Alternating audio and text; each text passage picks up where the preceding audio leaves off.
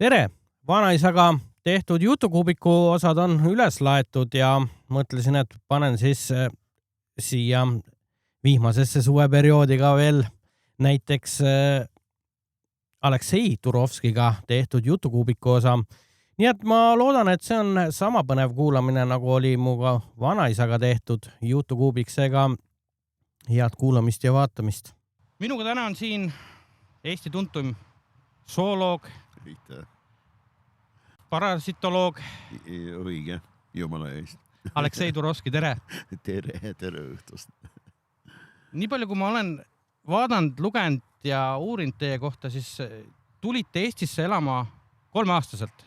3-6-selt. 3-6-selt? Võt siis on vale info internetis. Minu esimene küsimus oleks sulle, et mis hetkest tekkis huvi loomade või üleüldse sellise looduse koha pealt ja kõik selle, mis sind ümbritseb selle vastu? Seda hetke on mul väga raske täpselt määratleda või näidata tõesti näpuga. Selle hetke peale või öelda, millal see võis aset leida, sellega on, vähemalt minu puhul ja loomadega suhtlemises, see oli umbes nii, nagu iga normaalse inimesega on. Kui sa küsid, mis kell või kus kohas ja millal, sa sai teada, et 2 korda 3 on 6. Inimese mälu ei fikseeri selliseid, nii-öelda sündmusi ja need on oskused. See on nii-öelda, puht semantiline mälu.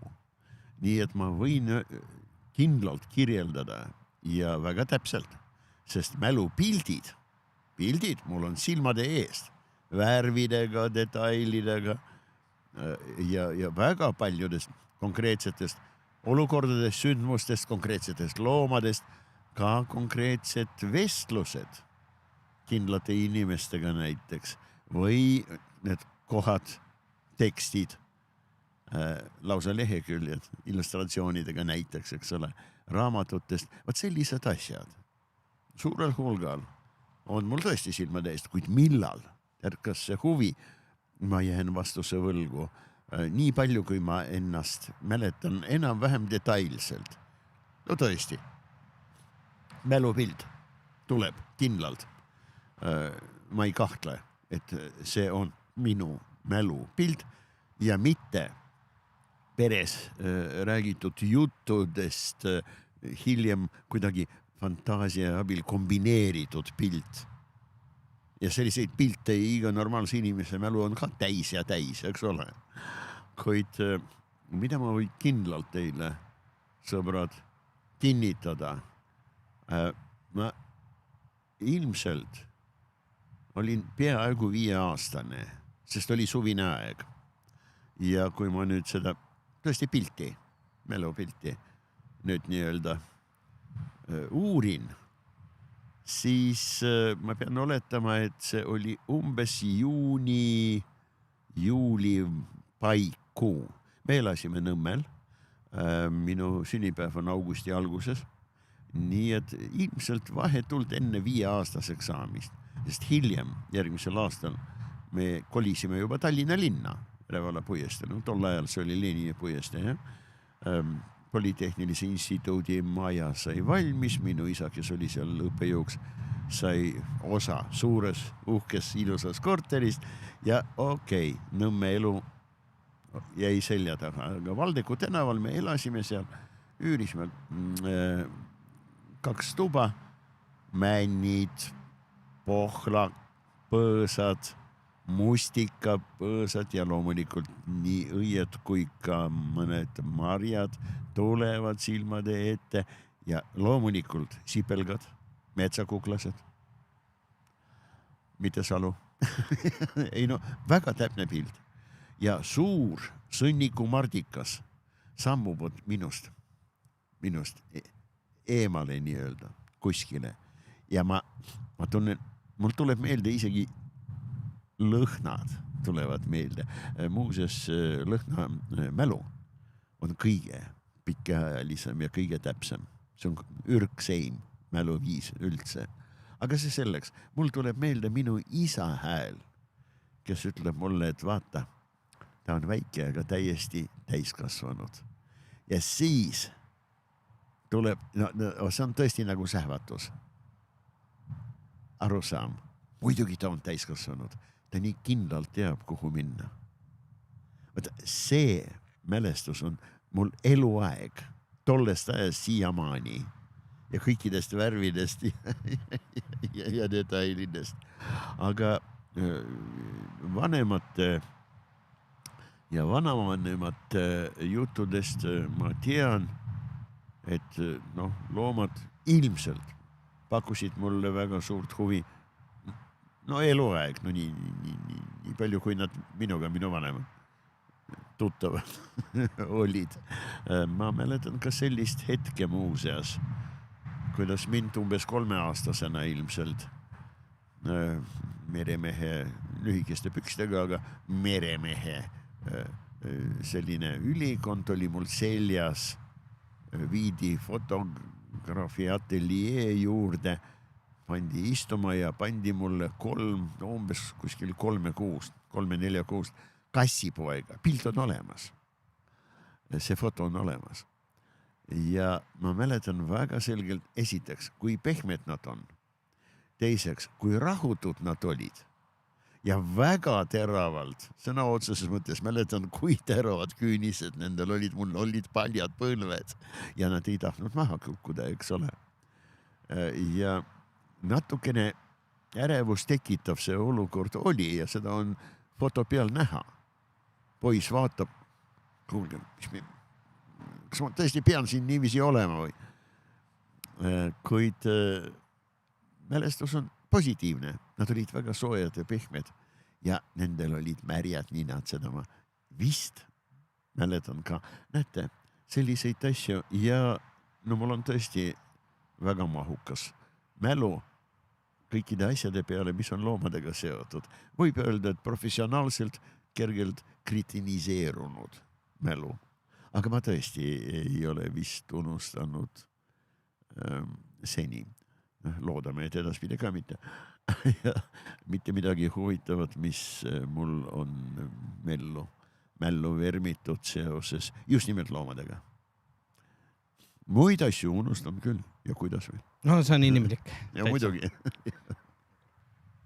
Ühel hetkel te rääkisite saates Loomult loom, et koolis olles, kas oli bioloogiatunni väljasõit või midagi taolist ja pidite korjama vist mingisuguseid putukaid ja te leidsite, kui ma nüüd ei eksi, oli see kollaserv ujur?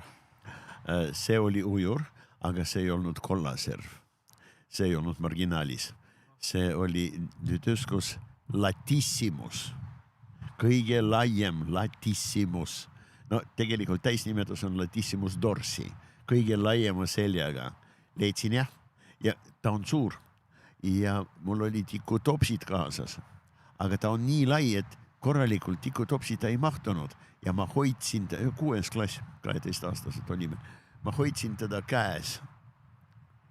Ma hoidsin käes kogu ekskursiooni vältel. Pirita Üürkorgu. Ja viis meie väga hea bioloogia õpetaja. Ja siis ta ütles mulle, kuule, lase ta nüüd minna. See on ju piin sulle endale, eks ole, ja loomale. Mis ma võin teile öelda? See loom, selle looma, kuiv preparaat, jumala terve on mul kollektsioonis siiamaani. Tahtsingi küsida, kas ta on teile siiamaani alles. On. Kui suureks see kollektsioon kui suureks ta nüüd paisunud on? Ma nüüd kuigivõrd tõsiselt enam kollektsioneerimisega, see tähendab püüdmisega, eks ole, prepareerimisega, kuigivõrd tõsiselt ma enam ei tegele, nii et võib-olla mõnikümmend eksemplari aastas, kui sedagi. Kuid sõbrad ja õpilased ja endised õpilased, kes käivad näiteks troopikas, toovad mulle midagi. Nad käivad putukaid uurimas, putukaid püüdmas, käivad oma tööd tegemas. Ja tagasi tulles kingivad mulle mõned väga huvitavad putukad. Vaat selline viimasel ajal, eks ole, viimastel aastatel seda laadi lisa minu kollektsioonile ikkagi enam-vähem tilgub nii-öelda. Kuid kollektsioone mul on igasuguseid ja minu töökollektsioonid, nad ei ole putukatest. Peamiselt kalade, aga kaugeltki mitte ainult kalade parasiitidest. Ja need on hoopis teistmoodi prepareeritud ja fikseeritud loomad. Näiteks väga paljud loomad, mikroskoopilised, ussid, on kenasti värvitud, see on päris pikk protseduur ja siis kas želatinglütseriinis või balsamis, Kanada nulu, vaigu balsamis nii-öelda ja on püsipreparaatidena, lihtsalt ridade viisi, need on päris palju. Okei. Ma tahtsin nüüd sellist asja uurida, et kui sa nüüd lõpetasid ära kooli ja pidid minema edasi nii-öelda eriala õppima. Miks just parasitoloog? Tähendab, ma läksin bioloogiasse ja selle kindla eesmärgiga, et ma õpin, töötan ja hakkan zooloogiks. Et ma hakkan tegelema parasitoloogiaga, nii-öelda kui ekspertiisi valdkonnaga.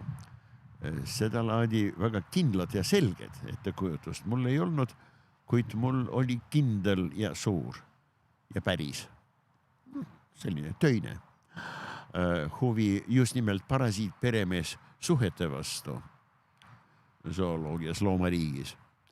Ja see arenes mul juba koolipõlves ja väga varajasest east nii-öelda ma olin, ma ei saanud olla 7-aastane, ma olin 8 või 9-aastane. Ma täpselt ei mäleta, kas oli 2. või 3. klass, aga see klass praegu siin ei loe, sest ma ei olnud 10-aastane, ma veel ei olnud. Kui meie kallis proua Helene, ta oli minu hoidja, ta tegi meil süüa ja elas meie juures oma elu lõpuni praktiliselt ja hästi tore inimene, minu kallis. Tema tõi turult väga värsket koha ja koha oli suur ja ta pani selle kala laua peale ja loomulikult ma olin kohe kallal. Mitte kohe nooga muidugi, jah. Pidasin suurt respekti nii kala kui eelkõige proua Helene suhtes. Ma teadsin täpselt, proua Helenel on väga peened ja täpsed töövõtted ja minna urgitsema heast peast, eks ole midagi, tähendab segada tema tööd ja see ei tule kõne alla. See oli perekonnas absoluutselt raudselt, ma ei kujuta ette, ma absoluutselt ei mäleta, mis minu vanusest peale. See oli raudne elu moto. Inimene teeb tööd, sa mitte mingil juhul, mitte millegagi ei sega. Ja sama puudutab ka sinu tööd. Püüdsid putukad, teed midagi temaga, mitte keegi ei tule sind segama. Okei. Ja siis Helene, aga muidugi ma olin seal juures, mul oli suurendusklaas, selline umbes 2,5 kordse suurendusega. Ja ma vaatasin selle kohale silma ja näkku ja siis Helene arvatavasti selleks, et võtta lõpuse aparaat välja. Ei pista potti kala koos lõpustega. Tuleb kole palju vahtu, absoluutselt üle arvust, loomulikult. Nii et ta tegi midagi selle peaga, hakkas liigutama, et koha suu läks lahti.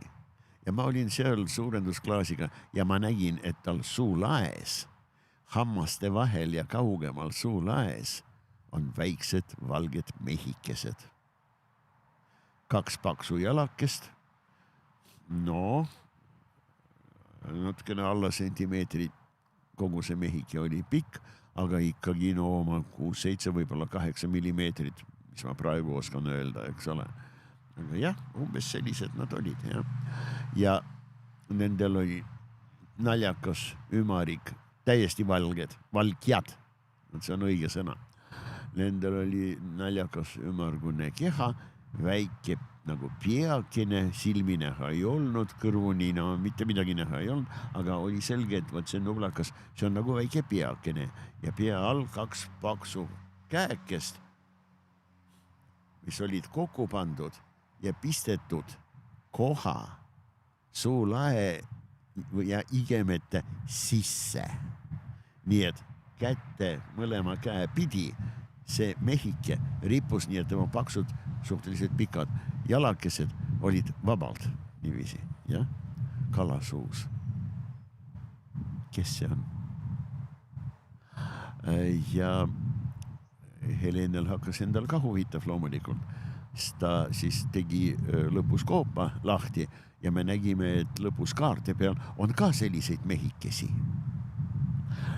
Ma küsisin ema käest, kas ta oskab midagi selle kohta öelda, mis asjad need on ja kuidas saada teada, mis asjad need on. Ja ema teadis kohe. Ta ütles, et meie instituudis, see oli Tallinna Pedagoogika Instituut, ema on psühholoog, oli siis psühholoogia kateedris, töötab suurepärane looduse tundja, härra Villem Voore. Ma küsin tema käest, kas ta on nõus sulle seletama. Ja härra Villem oli nõus. Väga põhjalikult seletama, peale kõige muud. 30. aastatel Villem ja tema vennad Voored avaldasid terve seeria artikleid kalade parasiitidest. Ja need mehikesed, nad olid vähilaadsed. Parasiitsed, äärjalalised, vähilaadsed. Perekond on Ahteres. No liiki praegu ma saan ainult oletada, ma olin 8-aastane või 9-aastane.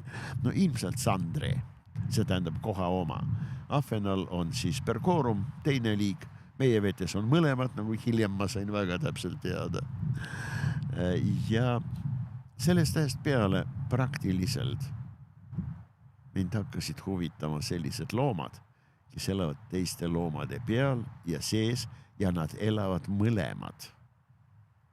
Juba siis Villem seletas mulle, milles on põhimõtteline kiskja ja parasiidi erinevus. Et kiskja saaks söönuks, saakloom peab surema. Kas tapab kiskja ise kütt või tapab mõni automaanteel, eks ole. Või loom sureb mingil teisel põhjusel ja mingisugused, no ütleme, kaeluskotkad, rongad, kaarnad, metsjad, rebased, karud ja nii edasi. Leiavad ülesse, aga igal juhul nad on kiskjad. Kuid parasiit laiba sees ei ela kauem, kui ta on võimeline oodata, et keegi tuleks, sööks raibe ära ja saaks selle parasiidi. Nüüd parasiidil on jälle elus peremeesorganism olemas. See on niivõrd põnev, et kui ma olin 10. 11. klassis, siis bioloogiaõpetaja idee see oli, et ma võtaksin osa vabariiklikus bioloogiaalasest olümpiaadist ja ma võtsin osa ja ma sain, see oli siis 65. aasta kevad. Tartus oli viimane voor ja ma sai esimest kohta ka. Ja minu töö, mida oli vaja kirjutada, oli 68 leheküljel, käsitsi tehtud illustratsioonidega ja sellise tagasihoidliku nimetusega parasitism orgaanilises maailmas. Ma tõesti alustasin viirustest ja jõudsin vampiir-nahkhiirteni. Okei. Aga mis ma tahtsin küsida vahepeal oli, kas nüüd, kui sa tead kõiki neid parasiite, noh mitte kõiki, aga enamus võib-olla ka kõiki, mis need parasiidid antud kalal teevad? No nii nagu sest et nad, parasiit on ju erinevaid ja see on jällegi väga suur küsimus, mu hea sõber, ja ma oleksin päris algusest pidanud loomulikult hoiatama, et mulle õudselt meeldivad sellised tõesti põhjalikult suured küsimused, aga mul on selline kohutav viga küljes, ma hakkan vastama. Ja vaat nüüd sa andsid mulle suurepärase võimaluse süveneda tõesti parasitoloogia alustesse. Nimelt parasitism on koos elamise vorm ja väga mitmekesine ülilevinud vorm. No näiteks selline putukateadlane entomoloog nagu Remy Chauvin väitis, et vähemalt 85% kõikidest loomaliikidest on parasiidid. No näiteks kõik putukad, kelle vassed või siis ka valmikud toituvad taimedel. Ja sealjuures ei söö terve taime korraga ära nagu kiskja kunagi. On ju parasiidid. Ja tõesti, parasitism on kooselu, sümbioosi vorm, kus bioloogilist kasu, mitmekülgset kasu ja paljudel juhtudel vähemalt obligaatsetel, eks ole, või obligatoorsetel parasiitidel, kes teisiti elada üldse ei saa. Ja? No, kõike eluks vajalikku. Nad saavad teise peremees liigi või peremees liikide, kui see on keerulise arengutsükliga parasiidi liig, arvelt, ilma, et peremees saaks midagi head või väga vajalikku. Päris nii lihtne, see siiski ei ole. Peremees parasiidi jaoks on hani, kes muneb kuldseid mune. Ainult kahel nii-öelda põhimõtteliselt erineval juhul, erinevas olukorras parasiit võib või saab või tal tuleb peremees tappa. Esiteks, kui parasiit teisiti veel ei oska. Ebola viirus. Tal ei ole vaja inimest tappa, aga ta ei saa teisiti. Suhted on nii uued. No näiteks neid suurtiib nahkhiiri, puuviljad toidulised, kes söövad puudel vilju, süljega levib ebola viirus, nakatab pärdikuid ja nahkhiiri ja pärdikuid kütivad ja söövad inimesed. Pärdikud elavad suhteliselt kaua, mõned kuud vähemalt ebola viirusega, eks ole, ma ei tea, kuidas erinevate pärdiklaste liikidega see on. Nahkhiired võivad elada päris kaua, üle aasta, kuid inimene sureb reeglina mõne päevaga. Liiga uued on need suhted, parasiit ei oska veel mitte mõjutada peremees nii, et peremehe organism püüdes lahti saada sellest kohutavast tegelasest, võõrkehast, võõratest ainetest, eks ole, ei tapaks ennast kas või kõrge palavikuga. No nii on lood väga paljude haigustega, eks ole. See on siis üks olukord. Ja tõepoolest, evolutsiooniliselt väga vanad parasiit-peremees suhted on ülitolerantsed. Kõige parem näide, kui soovid, meritint. Üle 10 sentimeetri pikk meritintidel, kõikjal Läänemeres. Ujupõies on 10 ja 100 kaupa. Vahest päris pikki. Nad on hästi peened. Ümarusse, see on Cystidicola farionis. Ja mitte mingisugust, kuigivõrd mõõdetavad kahju see parasiit, kes on ujupõies meritindil, vist ei avalda. Sellel ussil, sellel ümarussil Cystidicolal elutsüklis on vaheperemees ka. Ja see on täiesti konkreetne kirpvähi liik, see on Pontoporeia finis. Kah meie mere jaoks, praktiliselt unikaalne, eks ole. Väga vana, arvatavasti oma 15 000, võib-olla rohkem. aastad niiviisi välja kujunenud sümbioosi parasitismi vorm. Cystidicola farionis, Pontoporeia finis, kirpvähk ja meritind. Mitte midagi halba me ei suuda, otsisime ja otsime edasi, aga nad ei suuda leida meritindil. Ja neid tusse seal võib olla 100 ujupõies ka. Vanad, tolerantsed suhted. Kuid loomulikult peremeesorganism võib ju peremeesliik olla kellegi normatiivne vaata traditsiooniline toit. Nii et kui sul on selline hani, kes muneb sulle kuldseid mune, aga sa pead arvestama sellega, no, ütleme puht inimlikult, eks ole, aga ega see teistmoodi välja ei näe evolutsiooni suurte pikkade protsesside käigus. Et keegi tuleb varsti ja praeb ära sinu hane. Mida sa teed?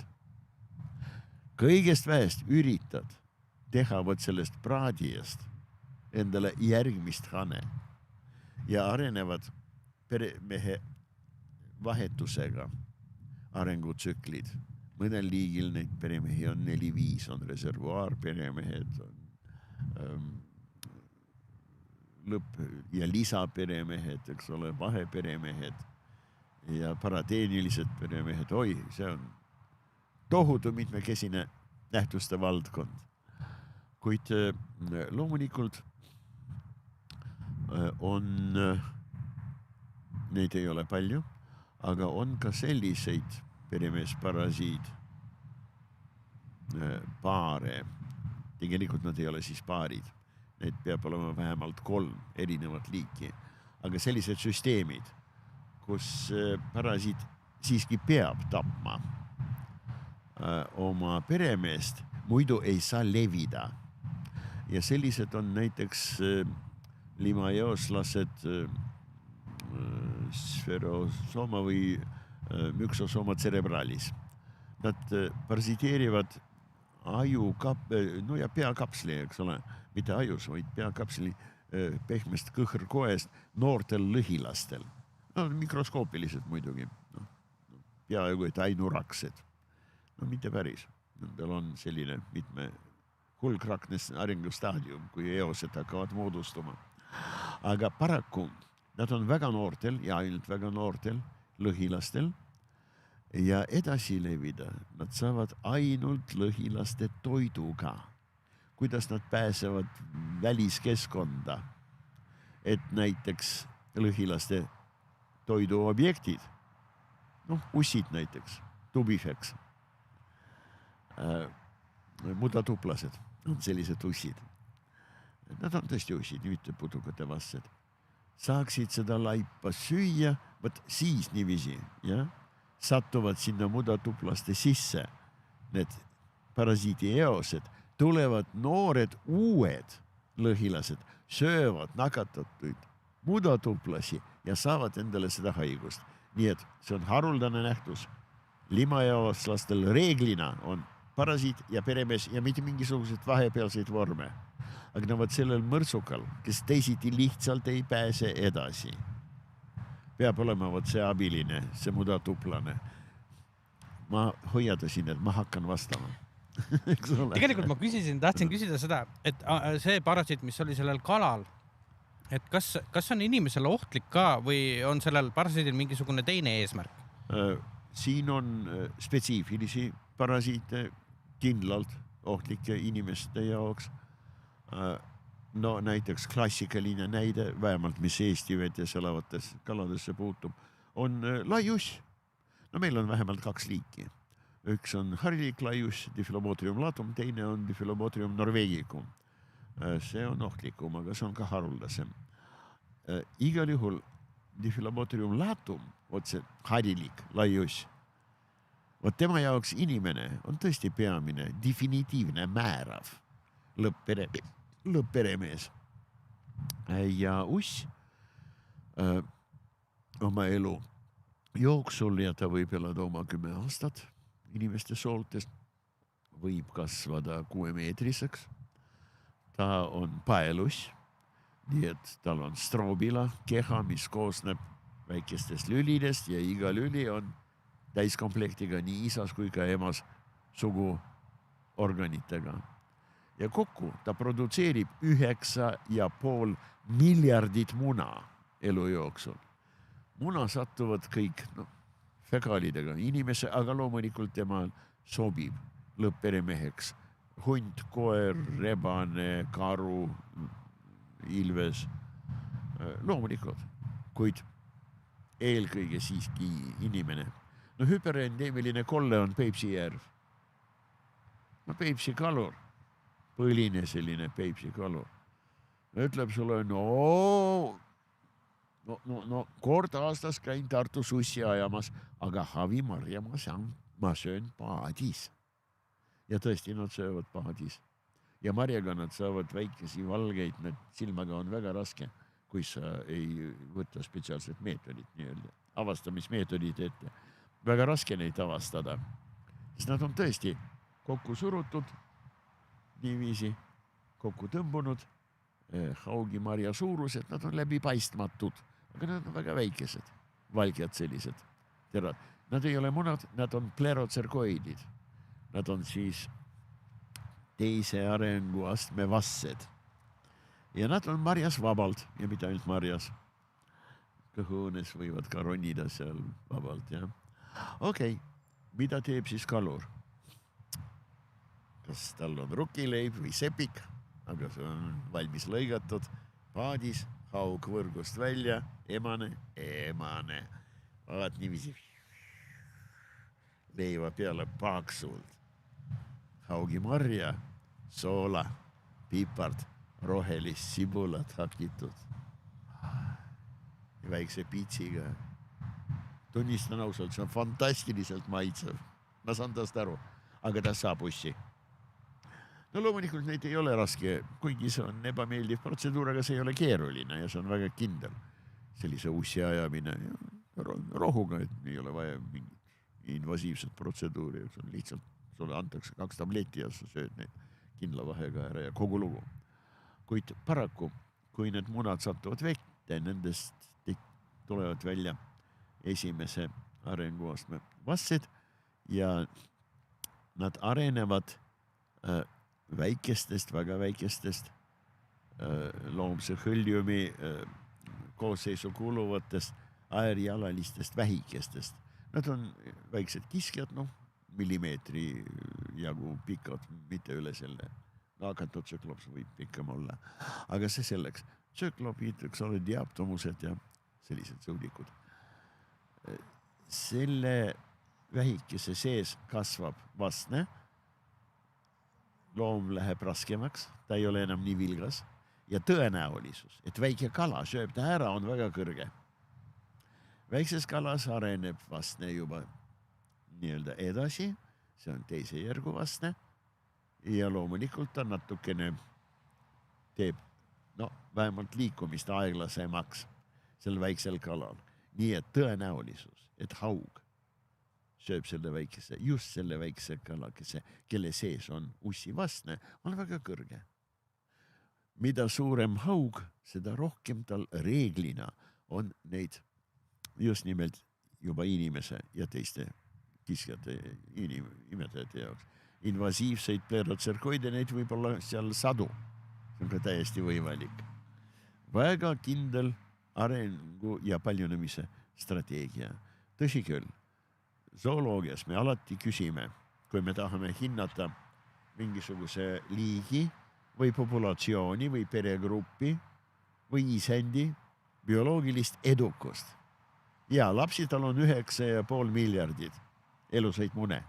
Palju tal lapselapsi on? Tavaliselt 1, kes oma korda hakkab lapsi tegema.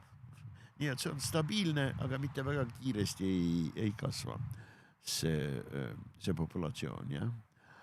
On loomulikult ka selliseid kalades näiteks, kui me räägime, eks ole, selliseid parasiite, imetajatel lindudel on puugid, leestad, inimesele üsna ohtlikud loomad, sest nad hammustades nakatavad igasuguste haigustekitajatega, kes on omakorda parasiidid, aga hoopis teisest nii-öelda valdkonnast ja järgust. Borreliad on parasiidid teatavasti. Entsefaliiti viirused on parasiidid, kõik viirused on parasiidid. Nad on rakuparasiidid. Mida teeb viirus? No see kindlasti nagu kõik normaalne.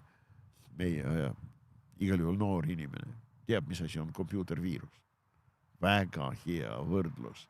Minu meelest lihtsalt ideaalne. Sest mida teeb kompuuterviirus? Ta võtab juhtimine üle.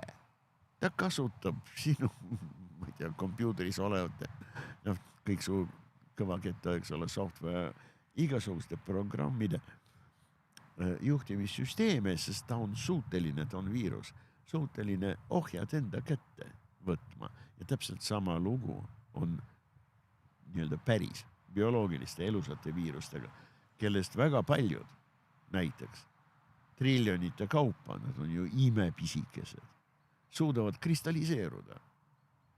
Ma olen virusoloogia laboris, Moskva ülikooli viroloogia laboris, ma olen käes hoidnud umbes nii suurt, mitmetahulist, peaaegu läbipaistvad ja roosakat ametüsti värvi kristalli, mis koosnes triljonitest ja triljonitest iridoviirustest.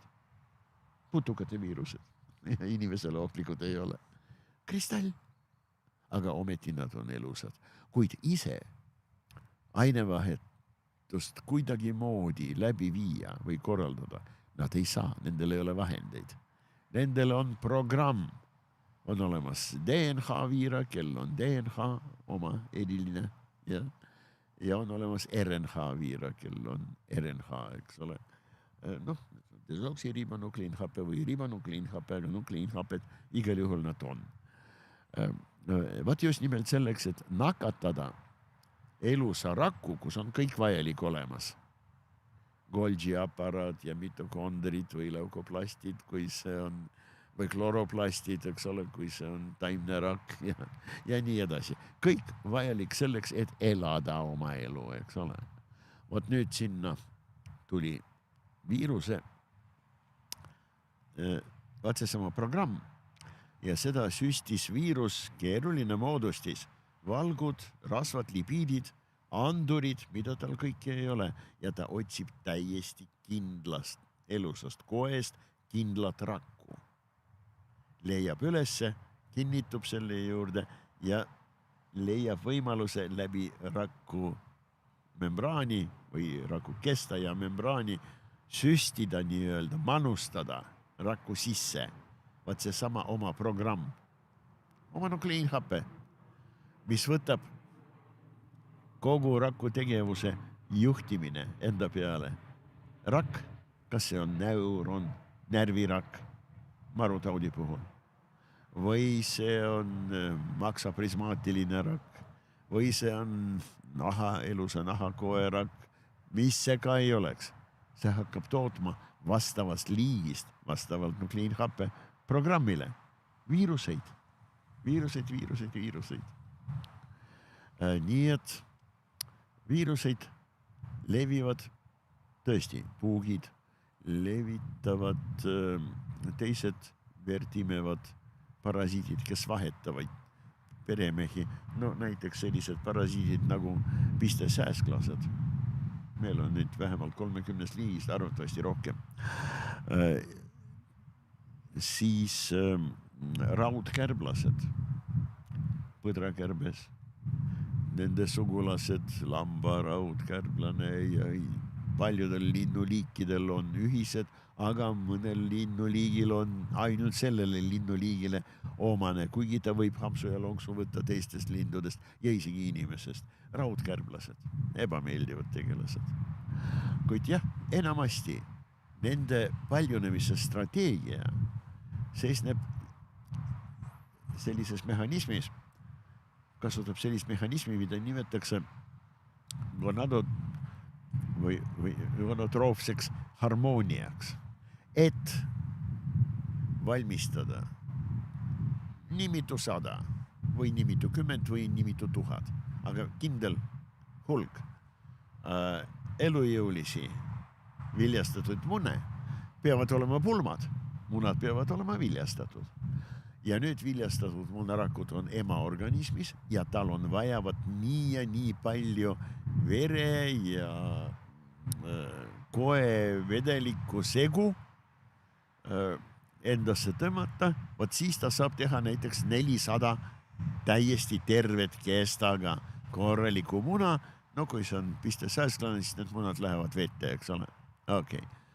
Kui see on tihulane, simuliid või melusiniid. Muuseas, seal, kus on hästi palju soojades maades rikkaliku nektariga õisi, sealsed tihulased ei kipu hammustama, ei ole vaja. Saab võitest kerge vaevaga väga palju täiesti korralikku toitu. Põhjas, eriti Arktikas, eriti Siberis. Vaat seal taimede õitsemine on väga tormiline, aga see on paar nädalat, eks ole, kui sedagi. Ja vaat seal on pilved, mustad pilved. Seal on simulium, seal on gnus. Issand, kui õudsed söödikud nad on. Aga noh, kõikidest ei jõua, ega ei ole vaja rääkida. See sama gonadotrofne harmoonia, see mehhanism seisnebki sellest, et korraga ta võtab nii palju toitu, veri, koevedelik, süljega töödeldud, antikoagulant on süstitud, et ei hüübuks sisse ja minema kuskile varju. Paar tundi, munad on valmis, vette. See vesi võib olla mõne see pistesääsklase liigi puhul, no tõesti kondensaat, muidu tühjas Coca-Cola purgis. Sellest piisab. Ja siis tal on vaja jälle verd võtta. Nii et öö jooksul võib olla ta 2-3 korda ühest ja samast peremehest võtta võt seda vajalikku hapsu ja lonksu. Ja iga kord see on teine, see võib olla sama, aga kõrge tõenäolisega see on teine peremees. Nii et ta kannab, võt niiviisi hammustades üht ja siis teist ja iga kord ta süstib ju sülge. Ja loomulikult ta kannab edasi võt need rakuparasiidid, viirused või siis bakterid või spiroheedid, mis on ka täiesti võimalik. Nende sugulased borreliad, sellised on lood.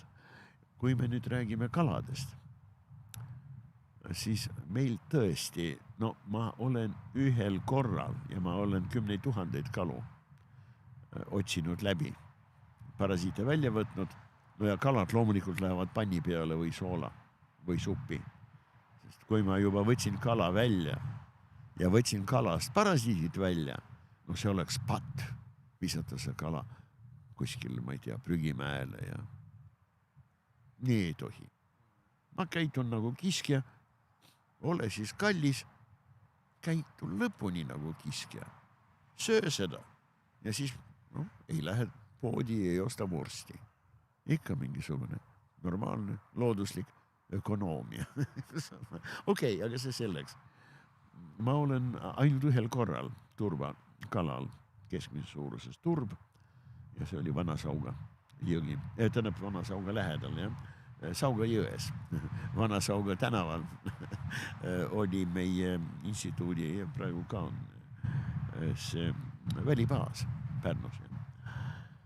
Sauga jões ma sain seda turba ja temal oli 2 maksakaane vassed. Ei ole välistatud, nad Lõuna-Eesti siiski on, kuid ikkagi me oleme natukene liiga kõrgel Euroopa põhjas maksakaani päris tõsine parasiit jaoks.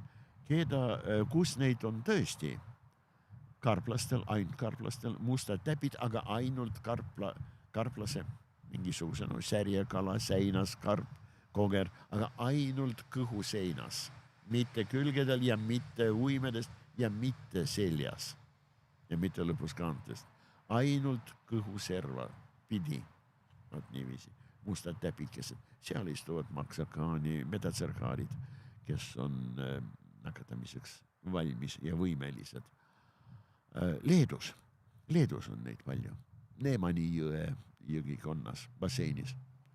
No kuni 35-37% karplastest on seal nendega. Nad tuleb praadida. Mingid äksoola seal karplastest teha ei tohi. Meie võime teha nii säinast kui ka vimba.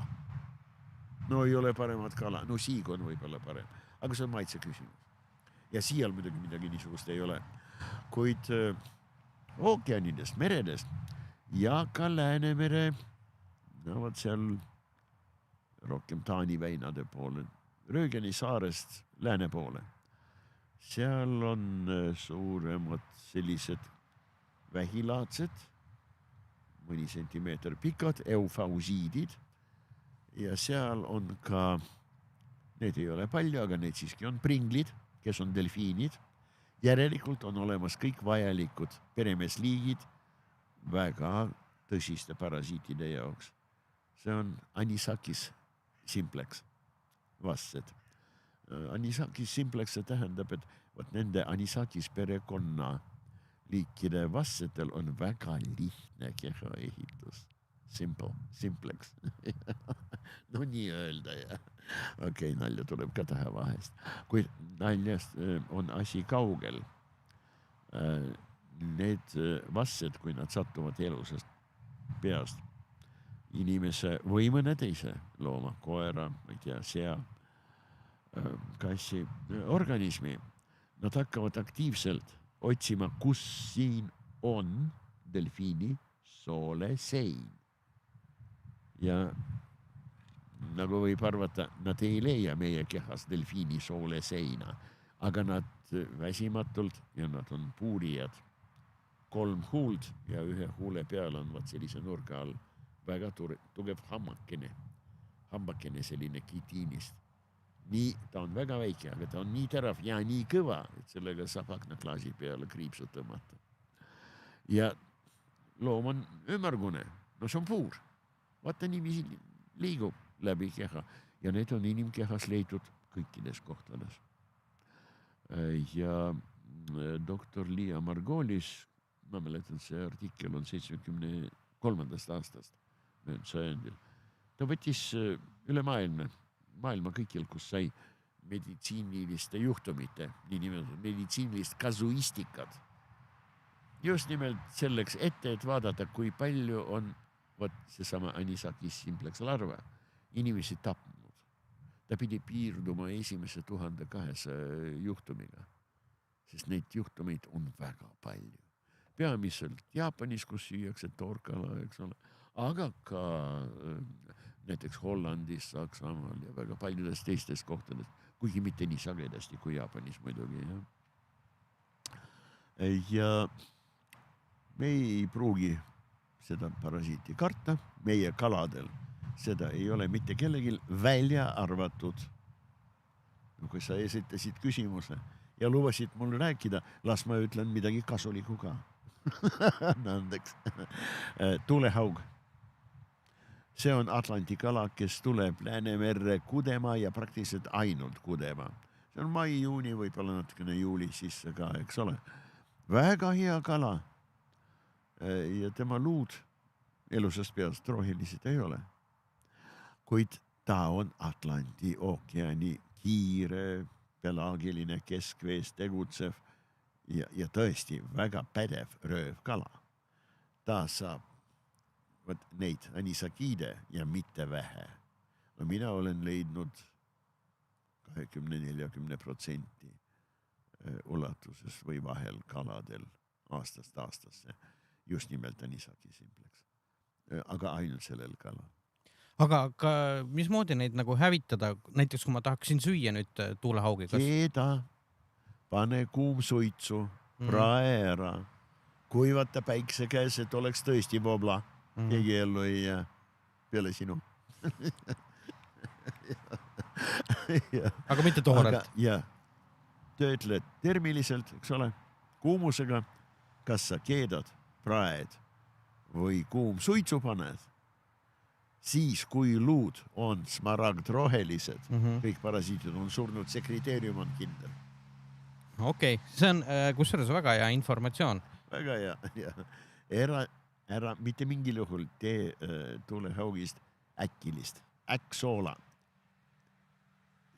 Parem karta kui kaetseda, see uss on jube.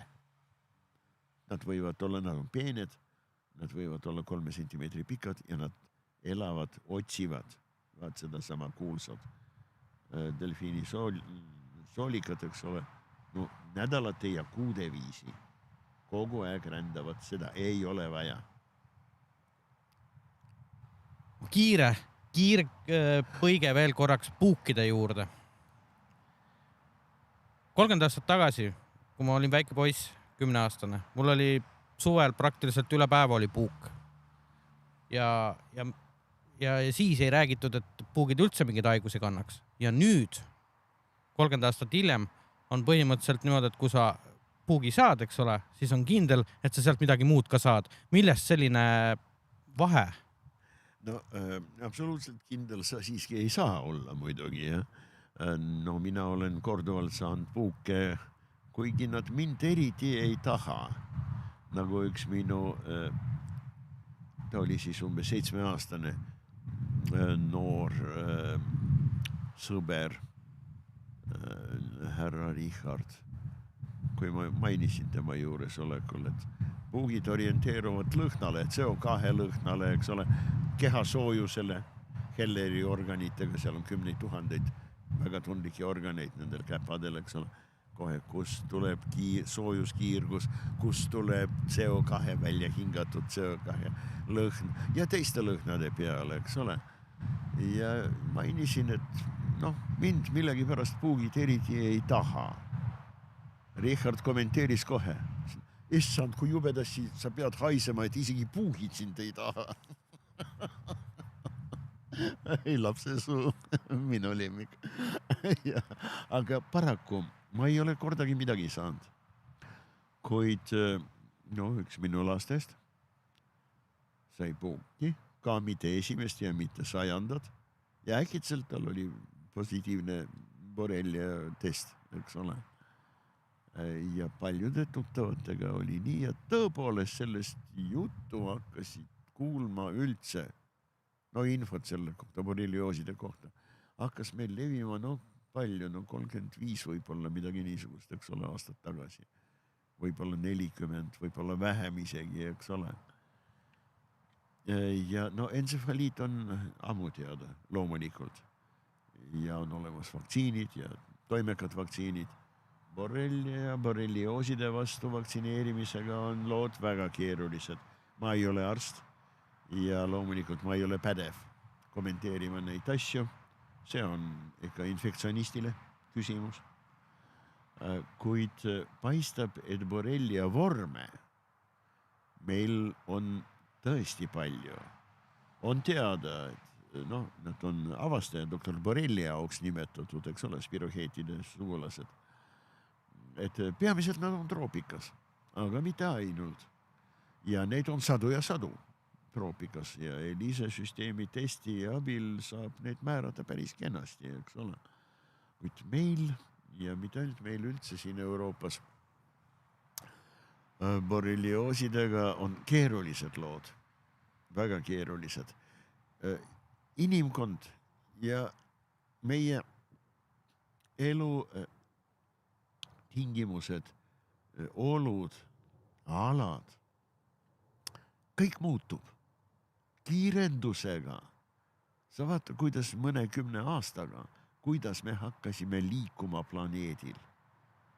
Et mingisugune pisik Aafrikast saaks jõuda Euroopasse. Mõnikümmend aastat tagasi oli selleks vaja kas suurt sõda või, ma ei tea, 2-3 aastat. Ja ka sellest võis olla vähe. 100 aastat tagasi, loomulikult sama lugu.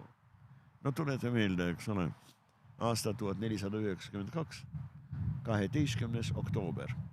Mis daatum see on? Ameerika avastamine. Ja terve video, eks ole, näen maad.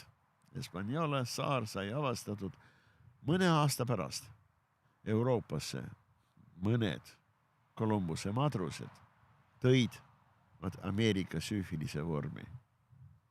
Treponema pallidum, see on spiroheeta, eks ole, ehk siis treponema. Okei. No aga siis see hakkas levima ja enam-vähem kiiresti. Kuid süüfilise lähedane haigus on aastatuhandeid olnud Hiinas. Seal seda nimetate naiste haiguseks ja sealt see ka levis kuidagi moodi. Kas või suure siidi tee või teekonna kaudu. Ja ilmselt ilmus siin ja seal ja aga ei teinud ilma. Kuid 16. sajandi algus hoopis teised lood. Laevaühendus, Conquista, tohutu inimeste sihipärane tung mandrilt mandrile ja tagasi, kaubanduse metsik areng. No võrreldes 1000 aasta taguse, eks ole, olukorraga. Oi, kuivõrd tähtis on globaliseerimine just nimelt seda laadi küsimustest. Infektsionistikas. Kui me jõudsime sinna maani, kus hirmus reisimine on ja laevadega, kunagi oli siuke linn nagu Todo või Todo või kuidas teda nimetatakse. Ma olen kuulnud 2 varianti, et see, et oli niivõrd maitsev, ta ei kartnud inimesi ja kõik viimseni söödi ära või teine asi, et laevadega tulid rotid ja sõid munad ära. Täpselt. Ja see on Mauritiuse saar ja see Dodo oli tuviline. Ta võis kaaluda üle puuda, vaata, et 20 kilo ringis, täiesti lennuvõimetu. Puhtaime toiduline nagu tuvidel, see on omane, eks ole. Ja niivõrd aeglane, tal ei olnud kohalikke vaenlasi sellel saarel.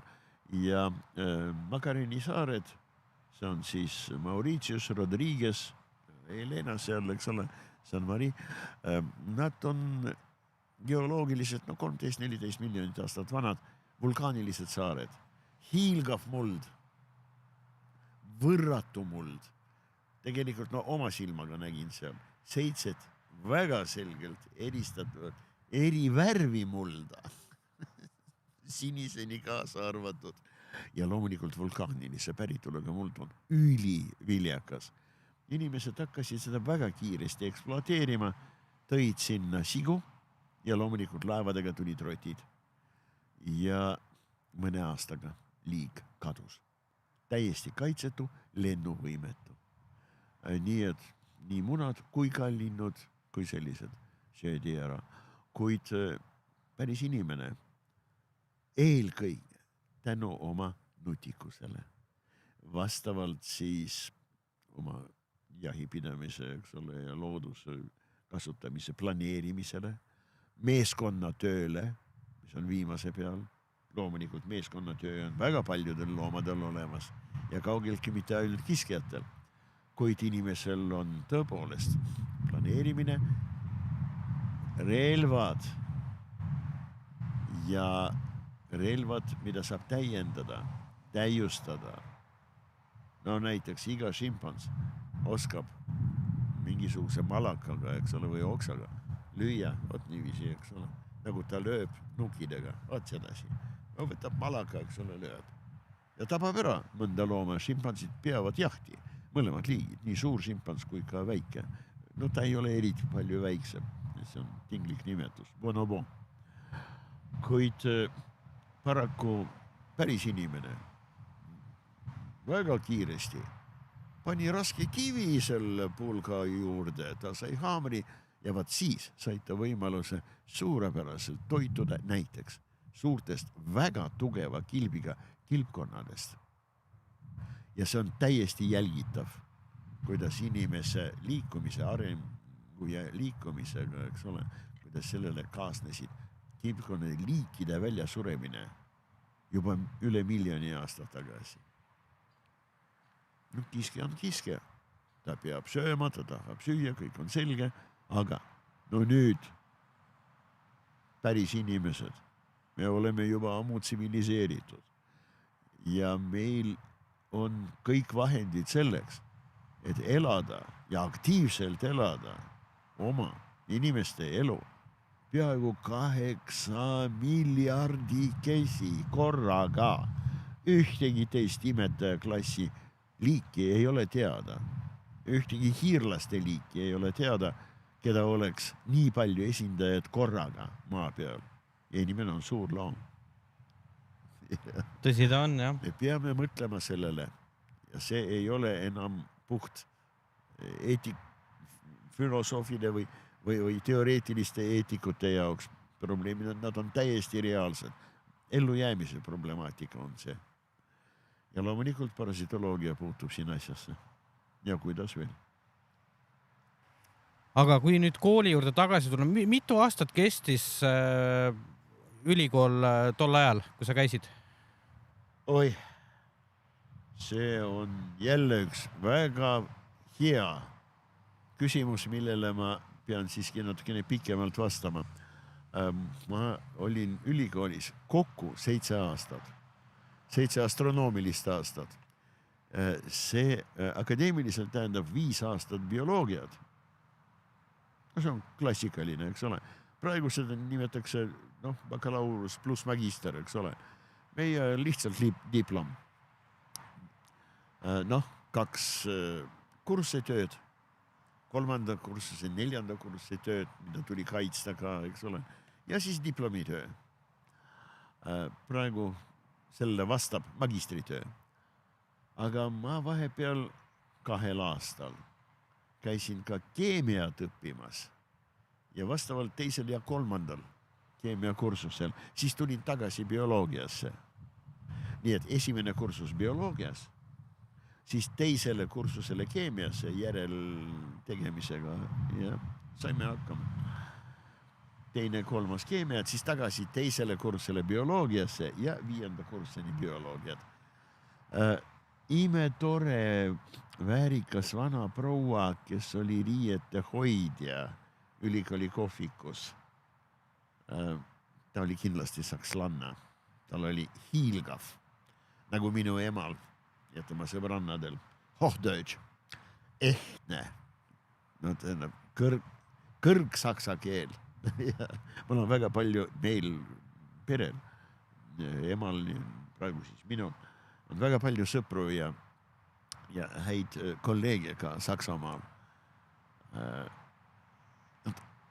Siiamaani, ma hiljuti sain 2 kolleegi kokku ja nendel on siiamaani meeles minu emad, ammu ei ole meiega.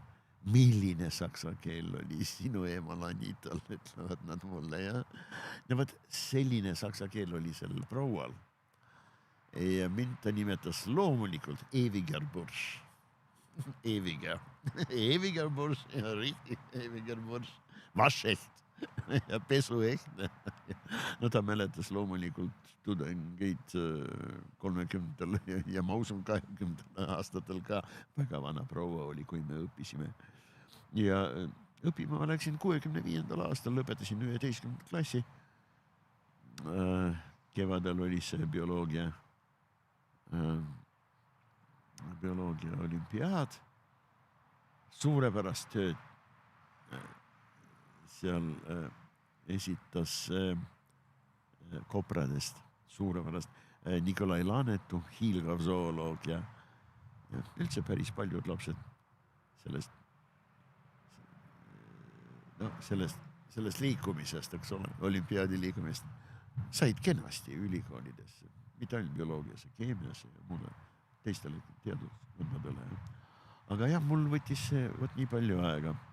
Ja loomulikult zooloog ma olen, aga mul on õudselt hea meel, et ma väga põhjalikult 2 aastat tegelesin päris keemiaga. Parasitoloog. Mul on vaja värvida neid usse, fikseerida neid, prepareerida.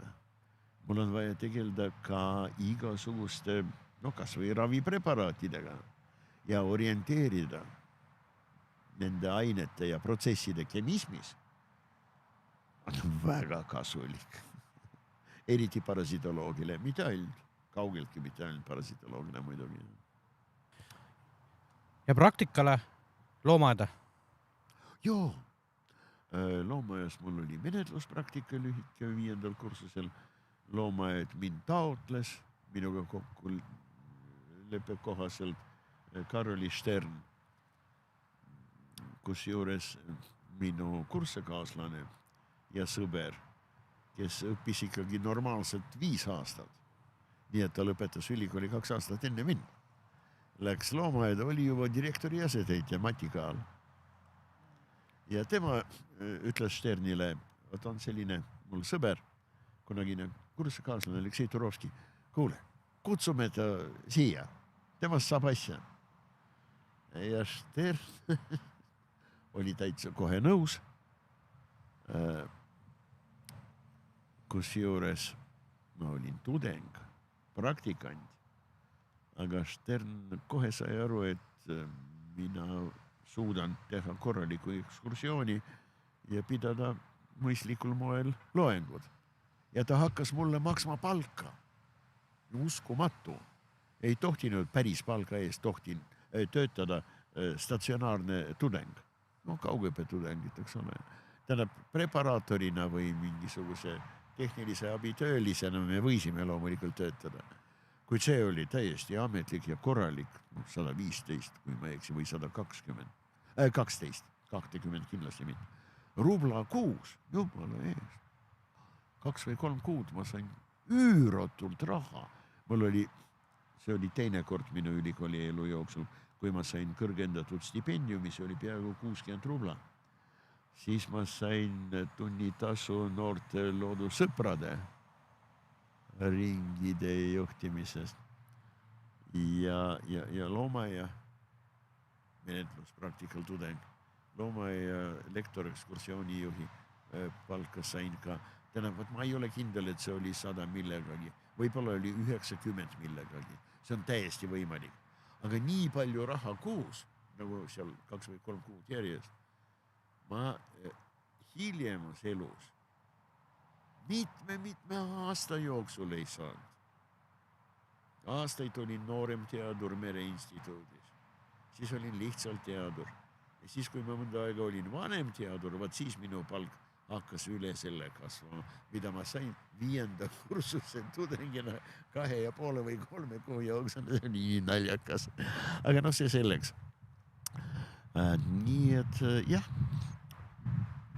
võib öelda, et ma käisin ülikoolis väga pikalt, väga põhjalikult ja mis minusse ja minu subjektiivsetes hinnangutesse puutub üsna asjalikult. Tõesti, ma võtsin kõiki asju ette. Ma käisin professor Jüri Lotmani loengutel ja seminaridel koos vene filoloogidega. Ma käisin psühholoogidega loenguid, psühholoogiateaduskonnas loenguid kuulamas. Ma käisin igal pool. Oli väga mõnus. Aga kas see loomaaed oli seal Kadriorus või oli see juba see, mis... Kadriorus muidugi. 72. aasta Veskimetsa loomaaed kolis 83. Kas see legend vastab nagu tõele, et loomaaias siin, mis siin Haaberstisse on nüüd ehitatud, et miks on kõik nii laiali ehitatud, on sellepärast, et linn ei võtaks maad käest ära? Olen kuulnud sellist legendi. Ma saan aru ja selline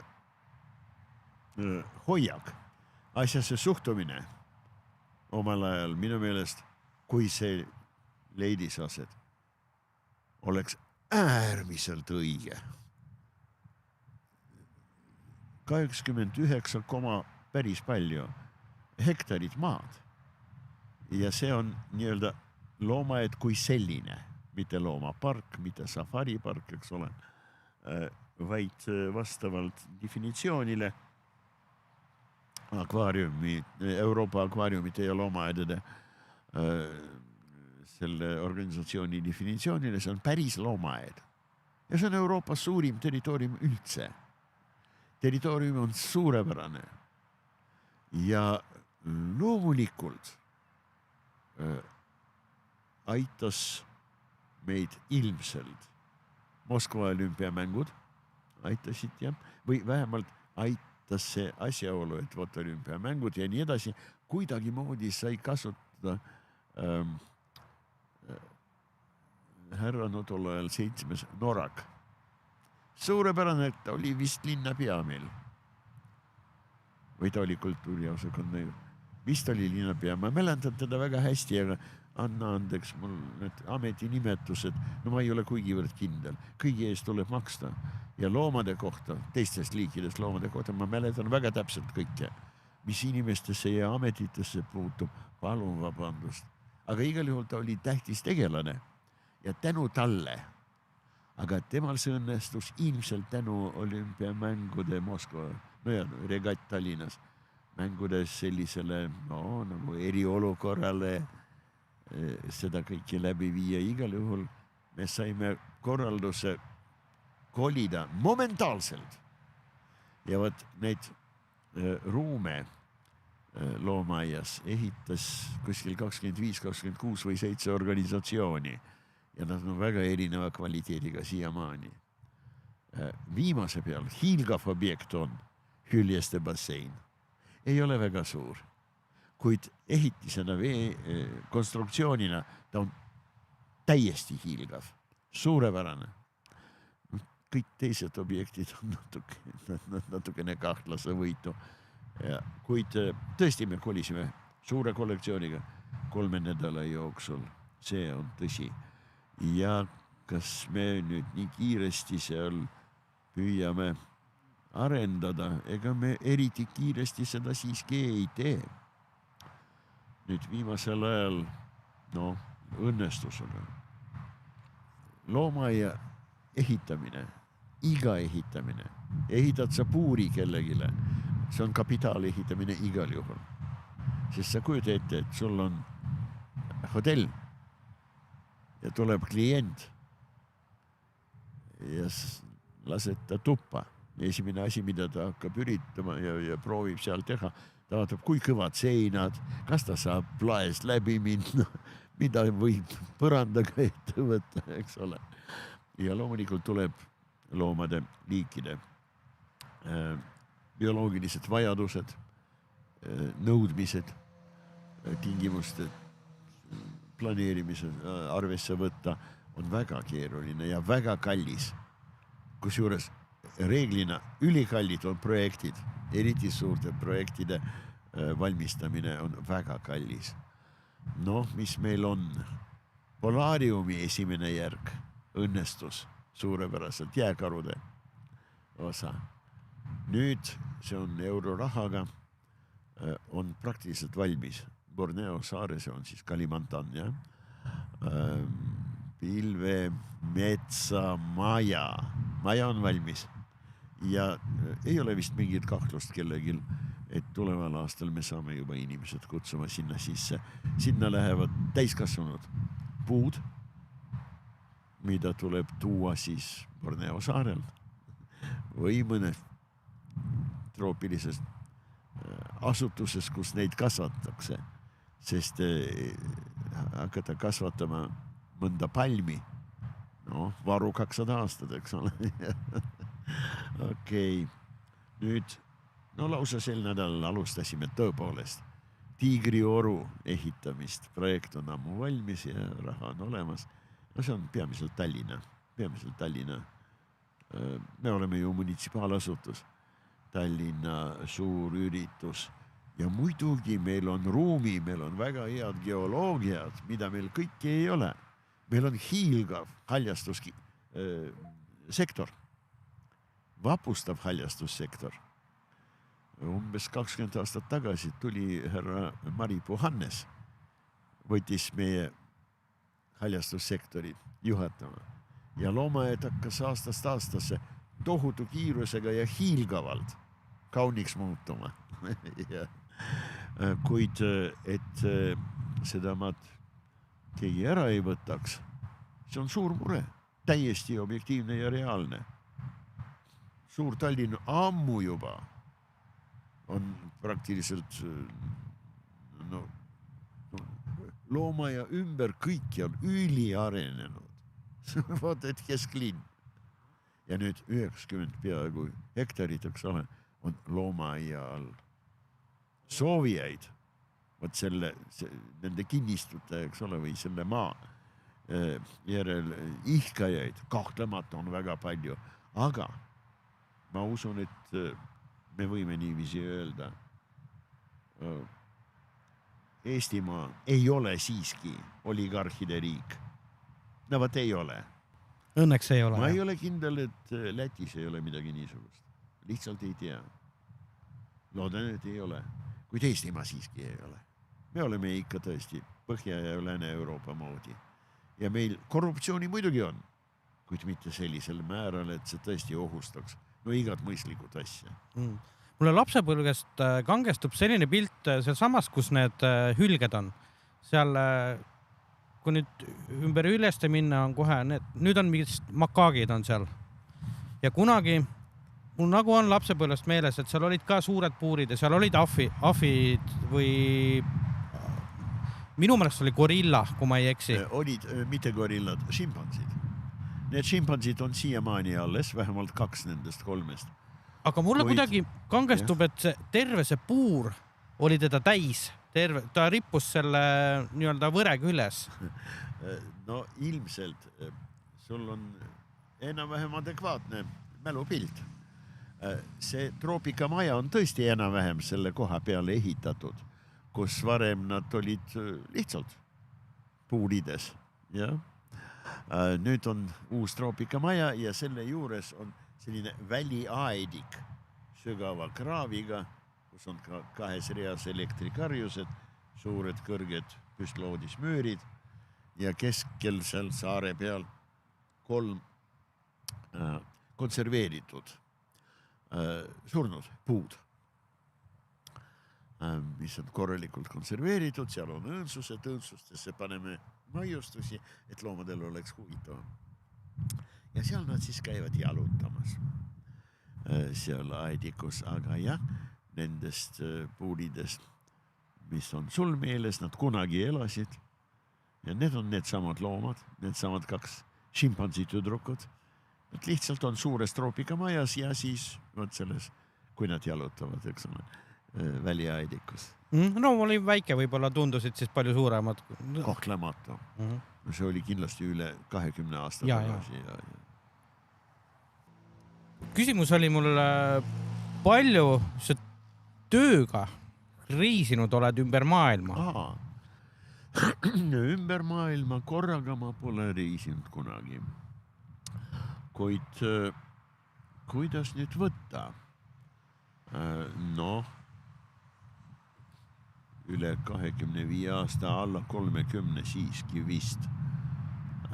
Ma veetsin nii-öelda aasta vegetatsiooni perioodi, kui taimed kasvavad, eks ole, siiski on aktiivsed elavad. Nii et vara kevadest ja suhteliselt hilise sügiseni, novembri alguseni ja ekspeditsioonides. Peamiselt Läänemere jõed, lahed, rannikumeri. Olen käinud teistes kohtades ka ja need olid kõik veekogude parasitoloogia uurimised ihtioloogiliste ja ihtiökoloogiliste ekspeditsioonide käigus. Ma olen töötanud Iisraelis erialaselt. Minu hea kolleeg, vanem kolleeg ja sõber pakkus mind enda asemele Vahemere vee peal basseini majanditest kasvatavate peamiselt lestalistele. Merikeel, sol, võt sellised kalad, jah. Parasitoloogiliseks uurimiseks, sest seal hakkas tekkima mõneprotsendiline kadu mingisuguste parasiitide pärast ja see minu sõber, minu kolleeg, kes tegi siis oma tellijatel Iisraelis ja ka mulle seda ettepanekut, tema just vanem mees ta just tegi lõpparve kalade uurimisega ja hakkas uurima konni ja tõsi kahepaikseid, loomulikult parasitoloogiliselt. Nii et ma sain teha erialast tööd ja loomulikult terve see maa, mis territooriumi poolest, kui vaadata plaanis, Iisrael on peaaegu täpselt pool Eesti territooriumi, eks ole, meil on 45 000 ruutkilomeetrit, seal on umbes 22 millega või 23. Aga see on 500 kilomeetrit pikk ja seal on Punane meri, Vahemeri, siis on see Galilea meri, mis ei ole meri, eks ole, vaid järv, kust Jordani jõgi, kes on, ütleme, mai lõpul umbes sama suur ja lai kui Pirita jõgi esimese kärestiku juures, seal üles voolu, eks ole, mitte maanteesilla juures. Ja, aga muidugi igasugused põnevad kraavid ja mida seal kõiki ei ole. Okei, siis ma olen käinud ökoturistidega giidina Norras mõnel korral, Mauritiuse saarel, Hispaanias, Madagaskaril, Brasiilias, Egiptuses ja Maldiividel. Praegu rohkem ei tule meelde. Nii et ei ole palju. Kui sa nüüd peaks valima, siis milline oli nagu selles mõttes kõige põnevam nendest? Väga raske. Kuidas ma valin Norra ja Madagaskari vahel. Nad on niivõrd erinevad ja nad on absoluutselt võrratult põnevad maad, mõlemad. Ja Norras loomulikult nii suurt loomade mitmekesisust, vähemalt maa peal. No ei ole nagu Madagaskaril. Rääkimata juba sellest, et Madagaskaril ikka 90% loomadest on endeemsed, ainult seal elavad. Ja mitte ainult liigid, vaid perekonnad ja terved seltsid. Vabandust, seltsid siiski mitte. Terved või ikka? Ei, seltsid siiski mitte. Sugukonnad. Ja. Kuid meri, Norra fjordide meri, sinna läheb ju golfihoovuse nii-öelda niidistik või võrestik sisse, seal on soe vesi, seal on koralle. Ja mida seal kõik ei ole? No Norra vetest ma olen huulkala, 4 eredat värvi seljas ja see oli väga kõrgel põhjas ja Barentsi meres ja olen näinud ja leidnud ja tagasi lasknud muidugi. Nii et väga raske on öelda. Mitte huvitavaid loomi ei ole olemas.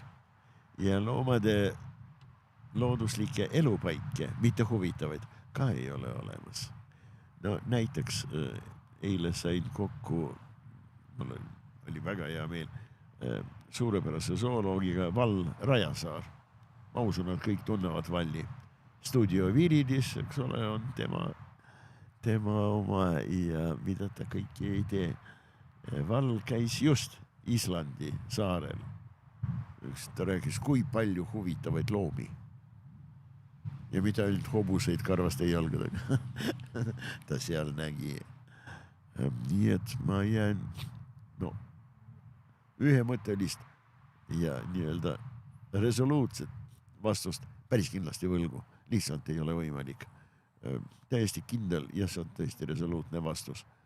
Mitte huvitavaid loomade elupaiku, kus loomad tõesti elavad, ei ole olemas. Kas ma nüüd mäletan õigesti, Madagaskaril liikusite mööda jõge paadiga, kus olid nagu nii-öelda kajutid, kus te elasite ka samal ajal? Ei, selline oli minu Rio Negro reis. See on siis kõige suurem Amazonase jõe põhjapoolsem lisajõgi. Vaat seal me elasime tõesti laeval, üle 2 nädala tublisti. Laeva nimi oli väga uhke. Amazon Clipper. suurepärane laevake, väga korralik, mitme tekiga, pealegi veel katusel ka saad olla ja siis sa näed metsa sisse. See oli väga tore, loomulikult me nägime seal hästi palju igasuguseid loomi, kuulsime võib-olla veelgi rohkem. Kuid Madagaskaril me oleme selliste pikkade piroogadega sõitnud mööda jõgesid, sest see on seal paljudes kohtades ainus võimalus üldse jõuda kuskile. Madagaskaril tol ajal, ma usun ka praegu, korraliku asfalteeritud autosõiduteed nagu maanteed. Kokku, no võib-olla mõnisada kilomeetrit. Saar ise on aga 1700 korda 700 kilomeetrit. Nii et suured jõed. See loomulikult oli võrratu. Ja eriti meie esimene reis Madagaskaril meil vedas loomadega kohtumiste osas fantastiliselt. Me saime vabalt liikuvate fossadega 2 korral kokku. Fossa on absoluutselt unikaalne, täiesti fantastiline, kiskeline. Ta on paljude kaslaste tunnustega ja väga paljude tsiibetkaslaste nagu mangustid, eks ole, tunnustega, aga ta on niivõrd omapärane, et ta ilmselt väärib omaette sugukonna staatust. Ja et see loom ja veel päevasel ajal lubab ennast vaadata looduses. Meil vedas väga ja teine kord vedas ka, aga teisel korral meil vedas, no vähemalt kui ma praegu nüüd tuletan meelde, eriti mereloomadega. Aga no see selleks. Ei saa ju, ma võin ju kõiki neid kohtumisi kirjeldada, sest ma ei unusta tõesti ühtegi. Tulles korraks kodumaale, jällegist mäletan 30 aastat tagasi jaanipäeval. Kuidas see nüüd õige termin on, jaanimardikas? Jah. Põllud olid täis, kõik rohetes.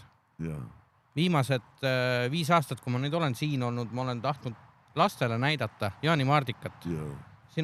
Mul on põld üle tee. See aasta oli ideaalne, udu oli maas, niiske ja mitte ühte mardikat, mitte kuskil ma ei ole 5 aasta jooksul näinud. Väga kahju, väga kurb, jah. Ja mina ka viimastel aastatel, ma ei liigu enam nii palju looduses, aga ikkagi tõesti väga harva näen viimasel ajal aastat, ma usun, et kuskil 12-15 tagasi, näiteks Voorel, Jaaniööl. Ei saanud 2 sammu teha, et mitte kohata 3 sellist rohelist laternat, eks ole. Nad on kiskjad, nad on väga nõudlikud niiskuse, mulla kvaliteedi, loomulikult rohukate suhtes.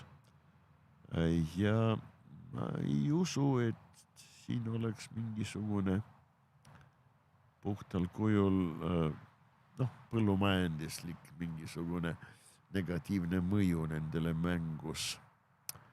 Kuid ma ei saa ka välistada, ma lihtsalt ei tea.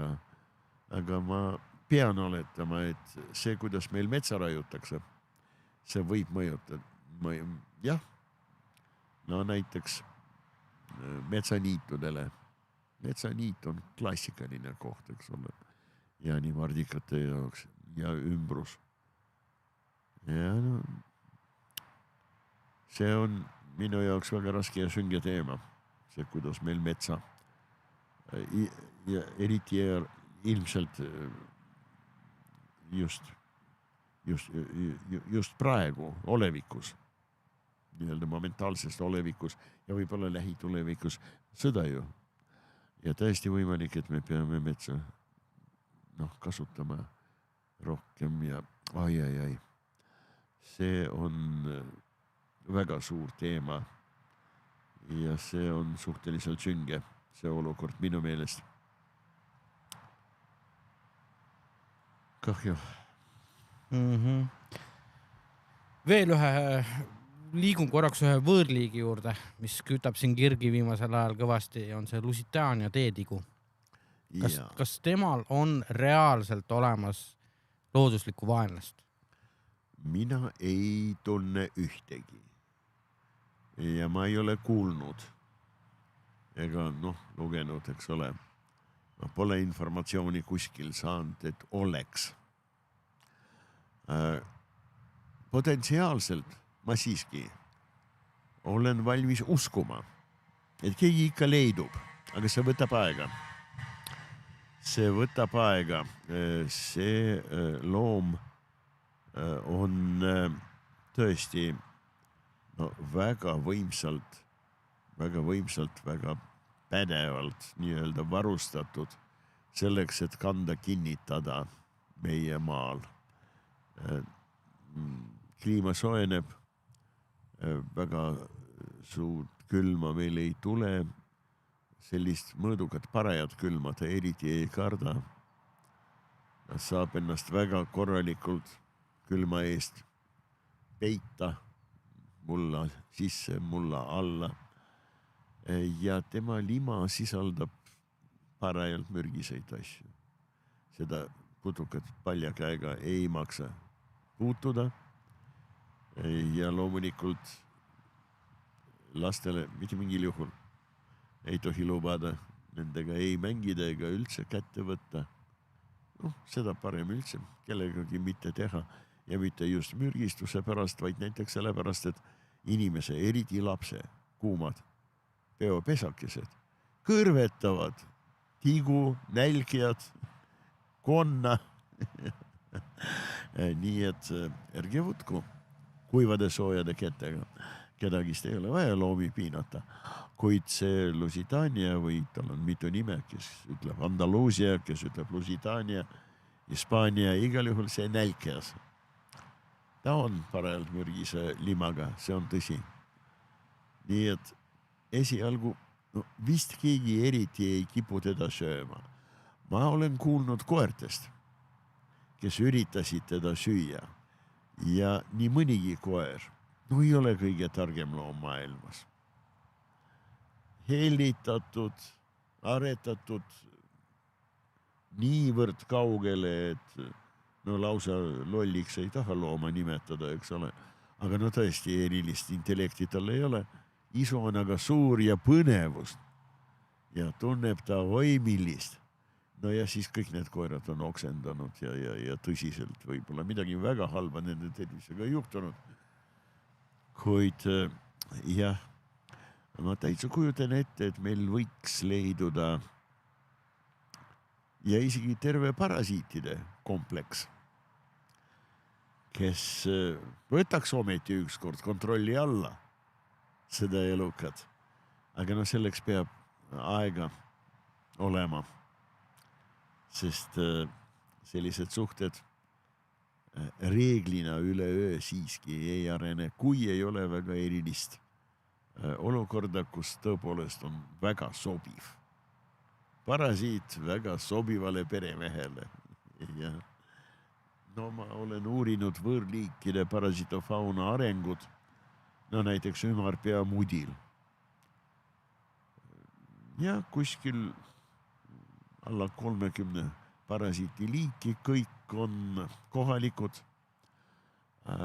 Loom ise, see kala on Azovi Musta mere ja siis Vahemere idaosa on tema areaal seal kandist pärit. Suurte laevade ballastveega ta kindlasti tuli, nagu nad tulevad kõik. Väike Musta mere rannakrabi umistab võrke Pärnu sammu juba ja neid on üle 120 liiki viimase 20 või 25 aastaga tulnud. Nüüd see ümarpeamudil reeglina sellisel liigil, kellel on sobivad toitu ja meie põhjad loomastiku väga hästi sobib suurepäraselt ümarpeamudilale. Kohalikud parasiidid ei ole tema jaoks väga uued ja ka tema ei ole nende jaoks midagi erakordsed, ei sobivad ega tõrjuvad. Nii et parasitofauna sellisel liigil areneb väga aeglaselt ja tõesti, nakatamise andmed olid väga väikesed. Loomad kõik, meie loomad ei ole kedagi kaasa toonud. Ilmselt väga noortena saabusid siia esimesed, no ilmselt mõned tuhanded.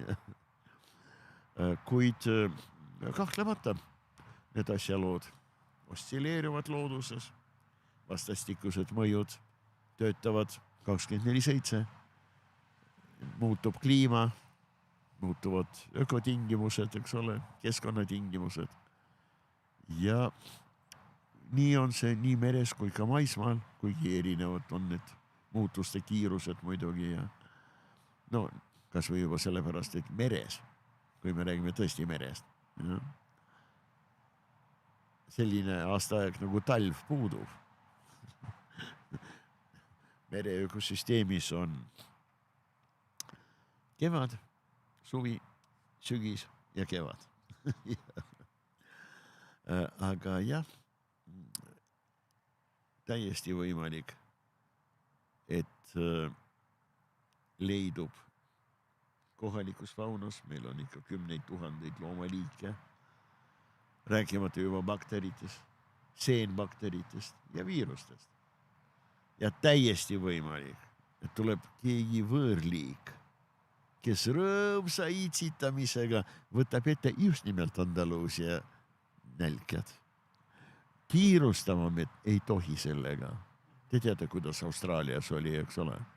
Toodi sinna küülikuid ja siis nad pidid tooma sinna ka rebaseid, kes hakkasid loomulikult hävitama kohalikku kukurloomadest faunad. Ja? Selliseid järske asju, otsuseid mitte mingil juhul ei tohi teha. Kuid varem või hiljem midagi niisugust kindlasti leiab ase.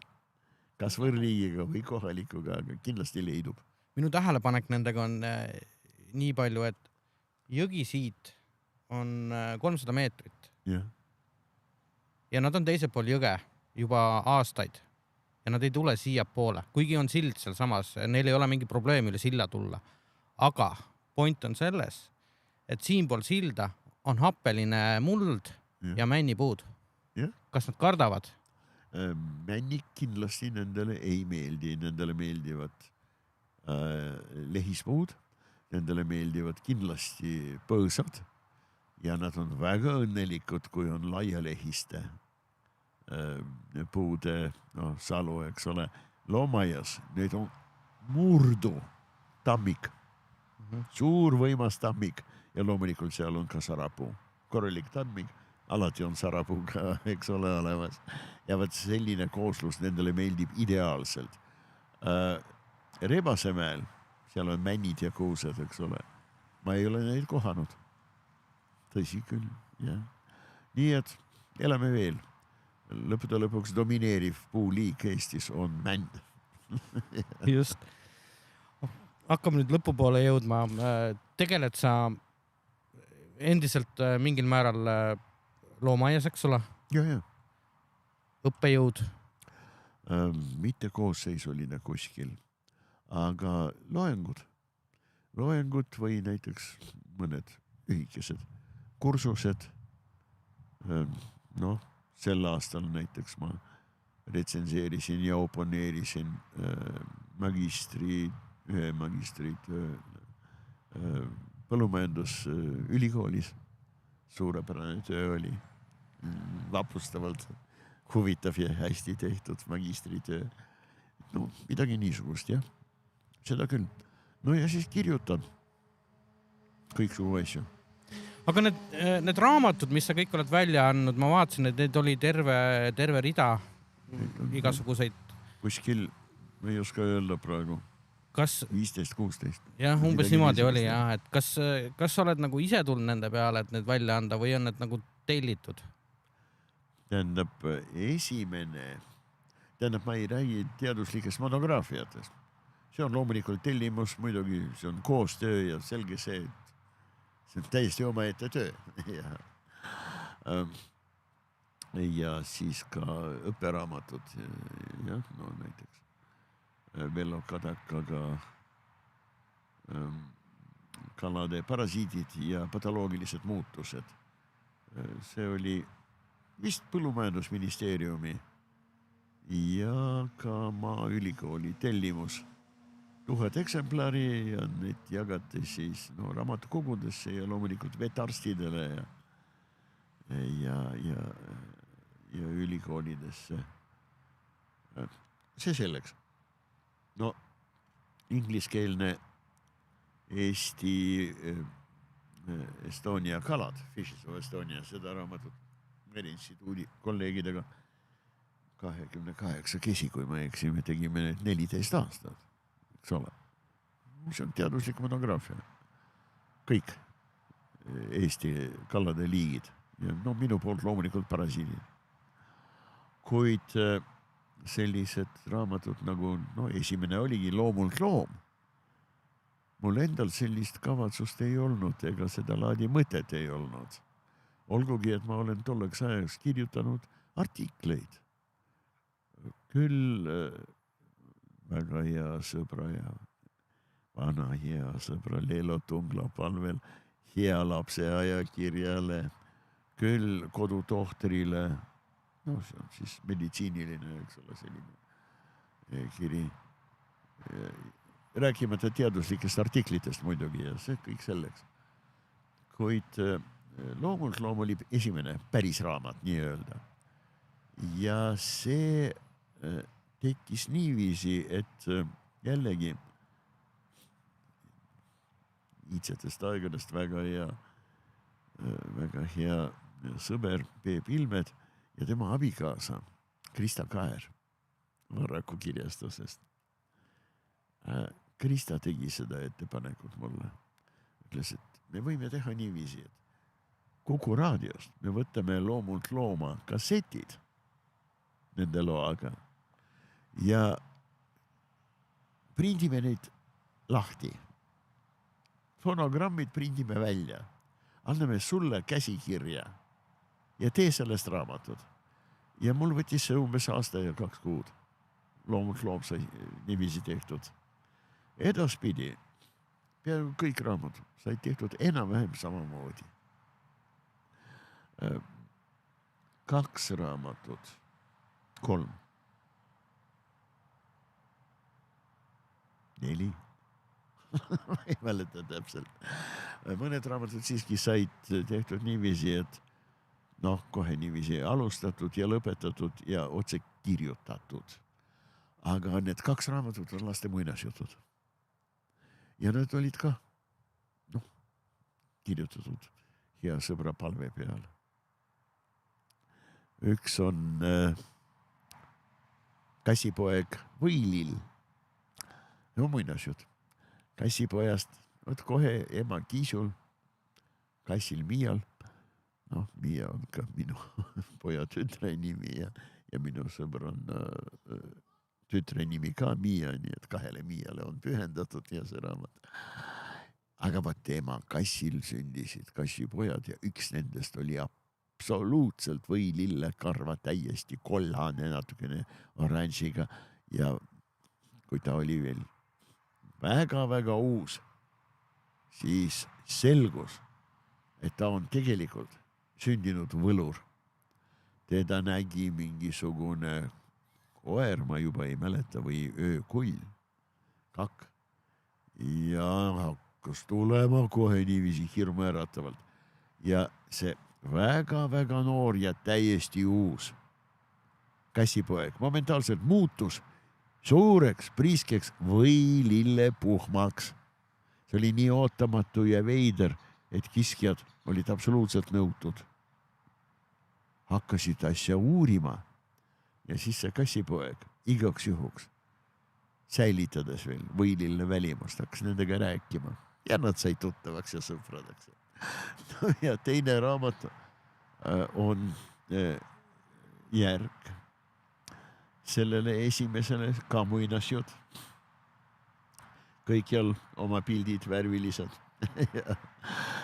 Ja teisel raamatu peategelane on ikka seesama kass, kes ei ole enam kassipoeg Võilill, vaid on suur tark võlur Kõuts. No nüüd ta on päevalill. Loomkilline, eks ole. Ja selle teise raamatu nimi on Vabaneeme esimene reis.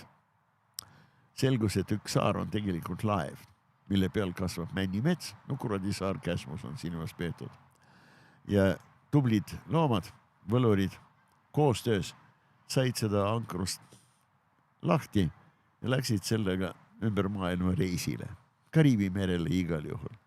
Sest Kassi eemal Miial tekkis selline depressioon, et tal saba hakkas valutama. Ja oli vaja meelt lahutada. No nüüd ma vastasin sulle väga ammendol. Tähendab, ma kirjutasin hästi palju artikleid aastakest 10-12. Vikerkaare venekeelsele ajakirjale, see on siis Raduga, seni kuni see eksisteeris. Mind palusid ülikooli ajast head sõbrad, kes olid toimetajad. Seal oli kuskil 25% Vikerkaare numbrist tõlgitud materjale. Ülejäänud oli täiesti autentne nii-öelda, eks ole. Ja ma kirjutasin sinna esimene, mida mul paluti kirjutada. Ja Elvira Mihhailov ja Alla Kallas, Teedu abikaasa, oli seal toimetajaks ja nad palusid kirjutada artiklid seoses 12-aastasel looma-aastate tsükli algusega. Esimene aasta on hiire-roti aasta. Nii et hiire aasta pidi tulema ja sügisel nad palusid mul artiklid. Ja ma kirjutasin artiklid, nendele meeldis. Edaspidi ma kirjutasin üks artikkel numbrisse. See on siis 4 aastast. Ja mõned nendest artiklitest pärast töötlesin ümber, venekeelsed nad on, ja sellest tekkis päris korralik venekeelne raamat. Elusad märgid. Kirjastus. Vaata, mis kirjastus?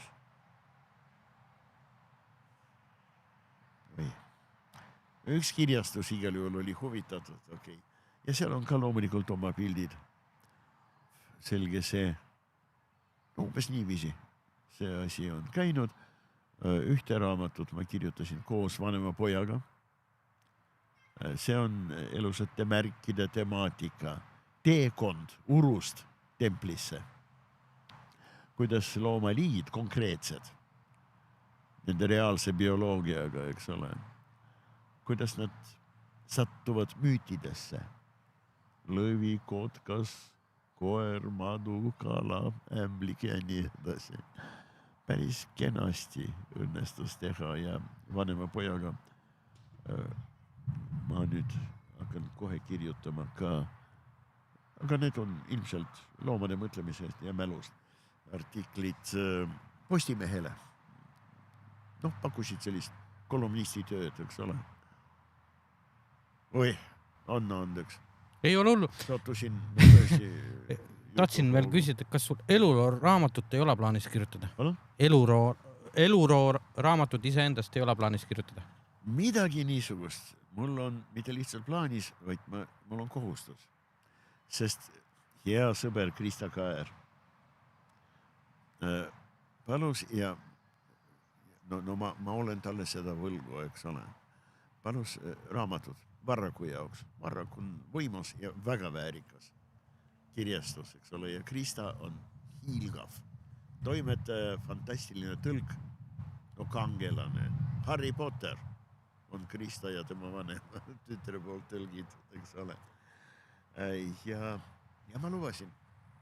Ja ma võin öelda, sest see ei ole mingisugune saladus, et selle raamatu pealkirjaks tuleb Semiosauruse mälestused või memuaarid. Sõna semiootika, eks ole. No selge, me jääme seda kõik kindlasti huviga ootama, aga ma tänan, et sa leidsid aega tulla mulle siia podcasti.